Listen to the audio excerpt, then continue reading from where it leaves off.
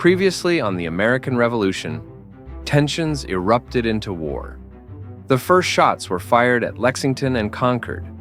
The colonies stood their ground. Now, the fight for independence takes a bold new turn.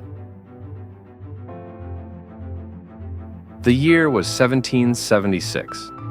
For over a year, war had consumed the 13 colonies. Cities burned, families were torn apart, and battlefields were stained with blood. But even as muskets fired and cannons roared, one question remained unanswered. Was this a fight for fair treatment under the British Crown? Or was it something more? For some, the answer was clear.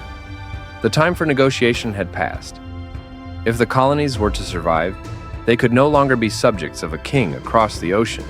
They had to be something new, something independent. But declaring independence meant defying the greatest empire in the world. It meant war on a scale the colonies had never seen. And it meant death for those who failed. In Philadelphia, delegates from the 13 colonies gathered. Their decision would shape history. They debated, argued, and weighed the risks. If they declared independence, there would be no turning back. They would be marked as traitors. The penalty, execution. Yet, despite the danger, one by one, they agreed. On July 2nd, the motion was passed. And on July 4th, 1776, the final words were written. A declaration that would change the course of history. 56 men stepped forward, each one knowing that by signing their names, they were signing their own death warrants. With steady hands, they pressed their signatures onto the parchment. The world would soon know their message, which said, "We hold these truths to be self-evident, that all men are created equal." The Declaration of Independence was not just a statement, it was a promise that the colonies would never bow to tyranny again. That freedom was worth fighting for. But Britain had no intention of letting them go.